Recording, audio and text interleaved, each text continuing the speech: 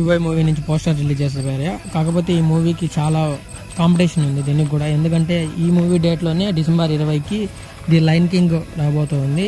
దీంట్లో కూడా చాలా కాంపిటీషన్ ఉంటుంది, ఎందుకంటే ఆ మూవీకి చాలామంది ఫ్యాన్ బేస్ ఉంది. ఒక మెయిన్ విషయం ఏంటంటే దీన్ని తెలుగులో ప్రొడ్యూసింగ్ చేయబోయేది, డిస్ట్రిబ్యూటింగ్ చేసేది గీతా ఆర్ట్స్ వాళ్ళు. చూడాలి, ఈ మార్క్ అయితే ఉపేంద్ర గారు మార్క్ ఉంటుందని చెప్తున్నారు, ఎందుకంటే ఆయనే కావచ్చు డైరెక్ట్ చేసింది దీన్ని, రైటింగ్ కూడా అయింది.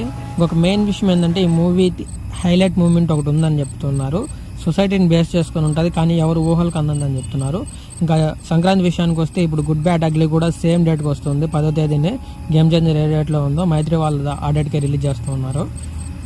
ఏ మూవీ ఏది తీసుకునే టఫ్ కాంపిటీషన్ ఉంటుంది వాటి మధ్య. ఇంకొక మెయిన్ విషయం ఏంటంటే పుష్ప మూవీ ఇప్పుడు 23వ తారీఖు శ్రీలీల గారు యాక్ట్ చేసిన సాంగ్ని, ఐటమ్ సాంగ్ని రిలీజ్ చేయబోతున్నారు. అది కూడా ఈవెంట్లో, చెన్నై ఈవెంట్లో లాంచ్ చేయబోతున్నారు. ఇంకా మిగిలిన సాంగ్స్ని ఎక్కడైతే ఈవెంట్స్ ఉన్నాయో ఒక్కొక్కటి రివీల్ చేయబోతున్నారు.